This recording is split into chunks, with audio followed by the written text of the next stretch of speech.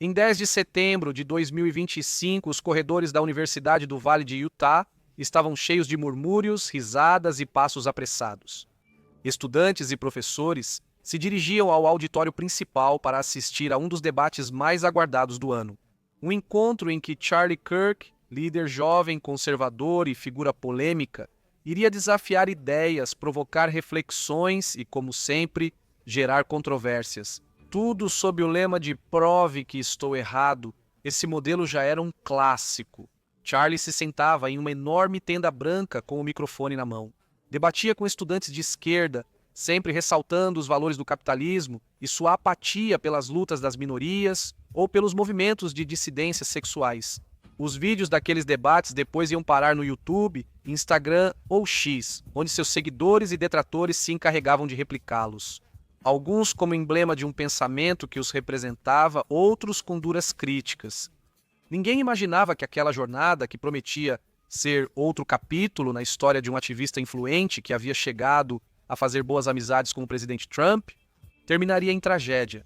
Quando um tiro soou no local, o caos foi iminente. Mas não vamos nos adiantar. Como foi a carreira meteórica desse jovem? Quais projetos o catapultaram? Como uma voz de autoridade. O que se sabe do agressor e como foi capturado? É verdade que um livro previu o ataque? Por que as palavras de condolências de Trump despertaram a desconfiança da população? Para responder a essas e outras perguntas, precisamos voltar ao dia 10 de setembro de 2025, o dia em que Charlie foi baleado. Antes de continuar, é importante ressaltar que essa história está se desenrolando em tempo presente.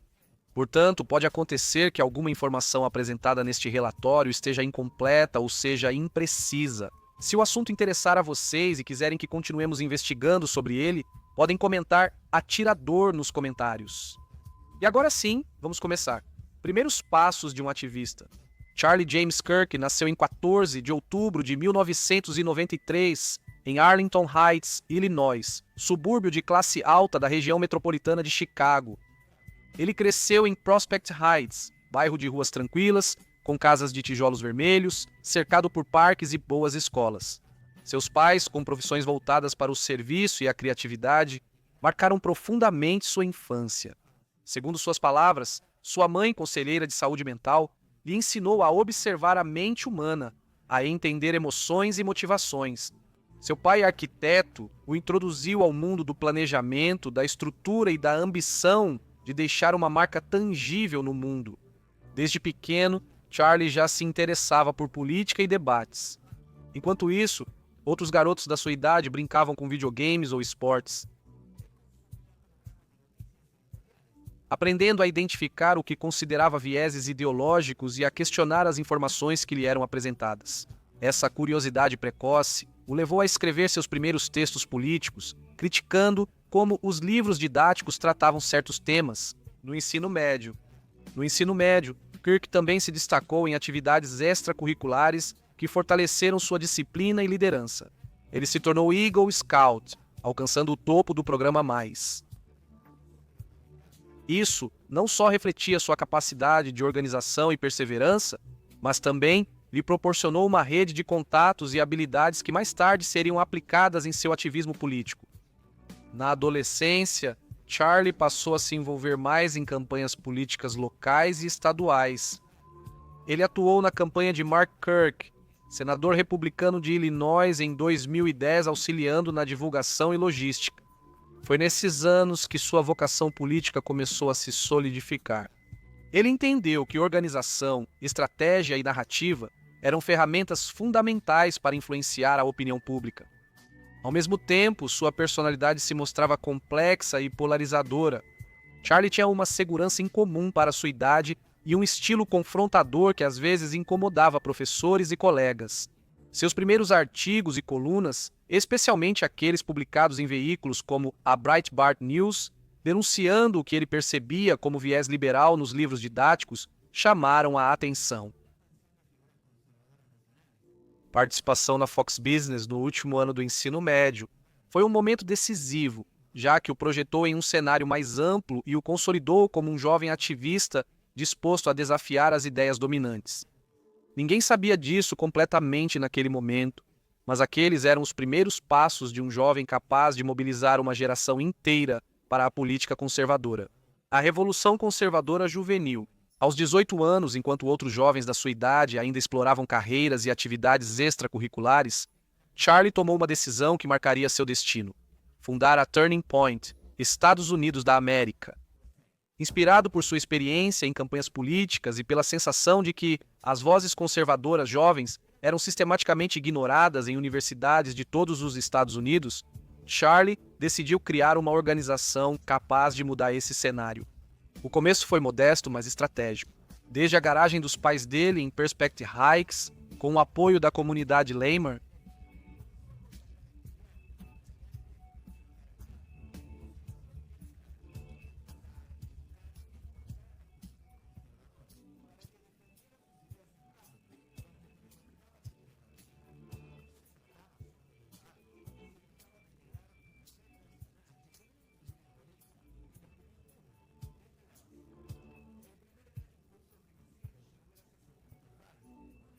comunidade community, doador republicano que viu a paixão e ambição de Charlie. O apoio financeiro permitiu ao grupo sair da garagem e organizar seus primeiros eventos de forma profissional, o que rapidamente atraiu a atenção de estudantes e da mídia conservadora. Uma das primeiras estratégias de Kirk foi criar campanhas e debates em universidades. A ideia era simples, mas provocadora: convidar estudantes a questionar suas convicções políticas diante de uma perspectiva conservadora, fomentando discussões intensas e confrontos midiáticos que rapidamente se tornaram virais. Essa abordagem direta e provocadora não só aumentou a visibilidade do seu movimento, como também transformou Kirk em uma referência para jovens ativistas. Sob sua liderança, a Turning Point, Estados Unidos da América, cresceu rapidamente. Em 2015, a organização já contava com filiais em dezenas de universidades e uma rede de estudantes voluntários que replicavam a metodologia de Kirk em todo o país. Sua capacidade de se conectar com jovens desiludidos, compreender suas preocupações e oferecer um espaço onde suas ideias eram ouvidas, se tornou a pedra angular de seu sucesso. Por sua vez, cada debate, cada vídeo viral e cada aparição na mídia era cuidadosamente calculada para gerar impacto. Sua capacidade de se adaptar às redes sociais, produzir conteúdo atraente e manter uma mensagem constante o tornou um exemplo da comunicação política moderna. Esse crescimento também gerou críticas. Alguns o acusavam de fomentar a polarização e de priorizar a visibilidade em vez do debate construtivo. Outros questionavam o financiamento da organização e as táticas utilizadas para influenciar os campi universitários. Mesmo assim, para muitos jovens conservadores, Charlie era uma voz forte, clara e destemida. O que começou como um projeto juvenil rapidamente virou uma plataforma que mobilizou milhões. Estabelecer contatos políticos de alto nível e catapultar Charlie Kirk, que decidiu aproveitar ao máximo toda essa exposição. Influência midiática. Charlie percebeu que, para consolidar sua influência, não bastava organizar debates e eventos em universidades. A chave estava nos meios de comunicação. Desde jovem, ele já demonstrava uma fascinação por como as ideias podiam moldar a opinião pública. Convincente podia ressoar além do espaço físico. Assim, Kirk se mergulhou no mundo dos podcasts, da televisão e das redes sociais, construindo um ecossistema de comunicação que o transformaria em uma referência nacional. Os podcasts de Kirk se tornaram sua plataforma mais poderosa, através de programas como Charlie Kirk ao vivo e Turning Point Diário. Oferecia um fluxo constante de análises políticas, entrevistas e comentários sobre a atualidade, sempre a partir de uma perspectiva conservadora. Seu estilo era projetado para manter a atenção de um público jovem, acostumado a informações rápidas e à confrontação midiática. Kirk não falava apenas de política, ele falava com os jovens, compartilhando de suas preocupações e frustrações. Ele criticava o que via como vieses na educação, cultura e mídia, enquanto promovia valores tradicionais. Liza, e claramente acreditava que pessoas de cor, muçulmanos e trans, entre outros grupos, eram lixo que contaminava o mundo. Essa combinação de análise política com um tom acessível e confrontador lhe rendeu uma base de seguidores leais, muitos deles estudantes universitários ou recém-formados, que o viam como um mentor ideológico. Paralelamente, Kirk escreveu vários livros que expandiram seu alcance além dos podcasts e dos campi universitários. Livros como Campo de Batalha Universitário e A Doutrina MAGA exploravam sua visão sobre a política jovem e a necessidade de desafiar o que ele considerava a hegemonia liberal na cultura americana. Seus livros tiveram uma recepção mista. Entre os leitores conservadores, foram celebrados como guias inspiradores para a ação política, enquanto críticos e a mídia liberal acusaram Kirk de simplificar ideias complexas apenas para transformá-las em slogans atraentes e até de manipular emoções. Ao mesmo tempo, Kirk manteve sua relevância dominando o ecossistema digital. Sua estratégia incluía vídeos curtos, entrevistas ao vivo e confrontos políticos, que frequentemente eram compartilhados por milhares de seguidores em questão de horas. Como fica claro, sua habilidade de se conectar com os mais jovens, ao mesmo tempo em que gerava polêmica, lançou as bases de uma liderança que seria lembrada, debatida e, eventualmente, tragicamente interrompida. Aliança com Trump, à medida que a Turning Point Estados Unidos da América se consolidava como um movimento juvenil influente, Charlie Kirk começou a traçar conexões estratégicas com figuras políticas de alto escalão. A mais destacada delas foi sua relação com Donald Trump. Desde a campanha presidencial de 2016, Kirk entendeu que a política americana estava em um ponto de inflexão. Trump representava um fenômeno disruptivo e direto, e Kirk viu nele um aliado natural. Ambos compartilhavam a habilidade de se comunicar de maneira clara, provocativa e eficaz com um público que muitas vezes se sentia ignorado pela mídia tradicional. Durante essa campanha, Kirk e seu grupo organizaram eventos de apoio, mobilizaram estudantes universitários e criaram conteúdo digital que amplificava a narrativa pró-Trump. Sua influência não passou despercebida. Em 2020, Trump o indicou para uma comissão de educação patriótica, reconhecendo o impacto de Kirk na juventude e sua transmissão de valores conservadores. Essa posição permitiu que ele entrasse nos círculos mais próximos da política nacional, aumentando sua visibilidade e legitimidade como líder juvenil. O vínculo com Trump gerou várias aparições. Ele se tornou o orador principal em eventos-chave da administração e foi convidado a participar de inaugurações e conferências políticas de alto nível.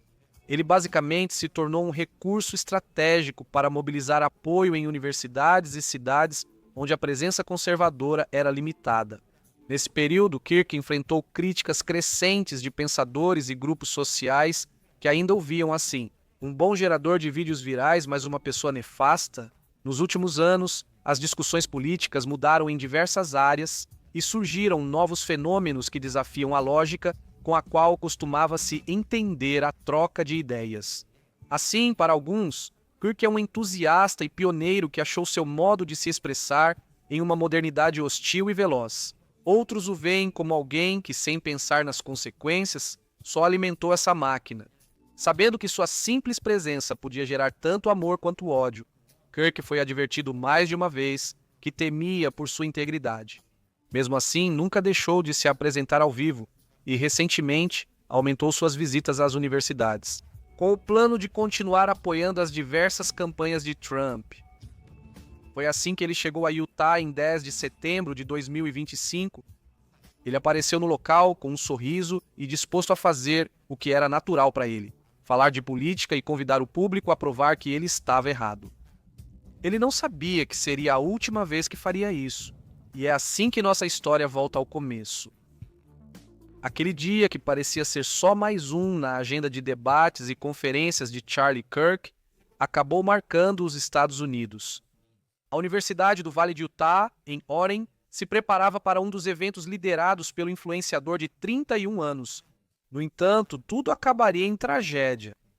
Durante o debate, um atirador de elite abriu fogo. Charlie foi atingido no pescoço e caiu no chão diante do olhar horrorizado da plateia.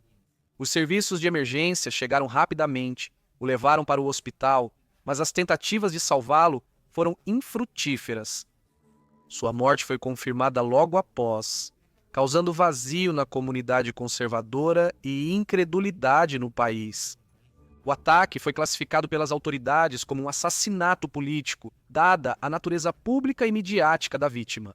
A cobertura da mídia foi massiva, com transmissões ao vivo, depoimentos de estudantes presentes e análises sobre o impacto que essa perda teria na política juvenil e nacional.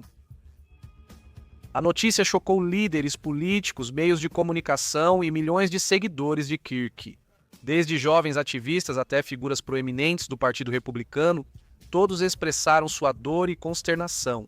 O presidente Donald Trump emitiu um comunicado descrevendo Charlie como um jovem corajoso, um líder visionário e um defensor incansável da juventude conservadora, e anunciou que ele receberia póstumamente a Medalha Presidencial da Liberdade, maior distinção civil. Assim, todo o vídeo em que o presidente norte-americano declarou isso não ficou isento de debates. Qual o motivo? Acredita-se que ele foi feito com inteligência artificial, o que para muitos quebra o vínculo de confiança que deve existir entre um governante e o povo. Nas redes sociais, multiplicaram-se as homenagens, vídeos de compilação de seus debates e mensagens de estudantes que descreviam como Kirk os inspirou a se envolverem na política. A polarização que o caracterizou em vida também se refletiu na reação à sua morte. Admiração e dor de um lado, análise crítica e debate sobre estilo e estratégias de outro. Diante do fato de que uma parte da juventude comemorou o atentado, as autoridades norte-americanas advertiram que puniriam qualquer um que não respeitasse o luto. Também foram censuradas mensagens de pessoas que mencionavam a ironia de que Kirk apoiava o porte livre de armas, e já havia mencionado em mais de uma ocasião que preferia a morte de alguns inocentes a... Além dessas questões acaloradas, todos os olhos se voltaram para a busca pelo agressor. Quem atirou? A morte de Charlie Kirk desencadeou não só dor e comoção, mas também uma intensa busca pelo responsável.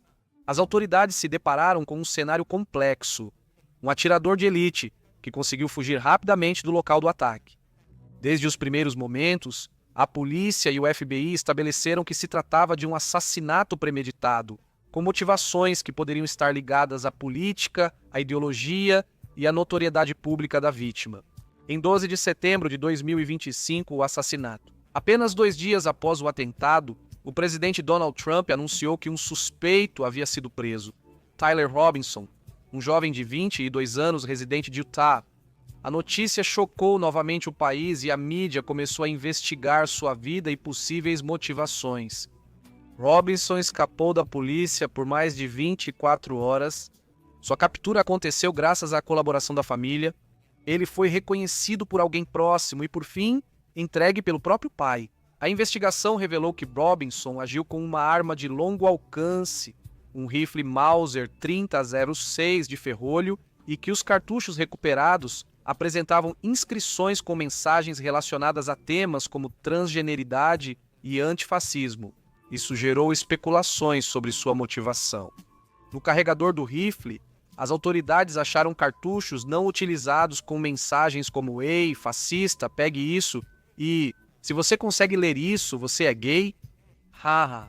Os Bella Ciao, Bella Ciao, uma canção popular italiana que se tornou um hino dos partisãs da resistência contra o fascismo de Mussolini e a ocupação nazista durante a Segunda Guerra Mundial.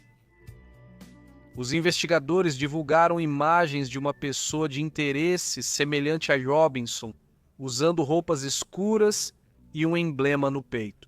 A rapidez com que ele foi identificado e preso permitiu às autoridades começar a reconstruir a sequência dos fatos e o possível planejamento por trás do atentado.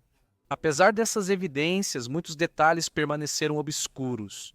A investigação oficial buscou saber se Robinson agiu sozinho ou teve cúmplices, assim como em esclarecer a conexão entre suas motivações pessoais e a notoriedade de Kirk como líder juvenil conservador.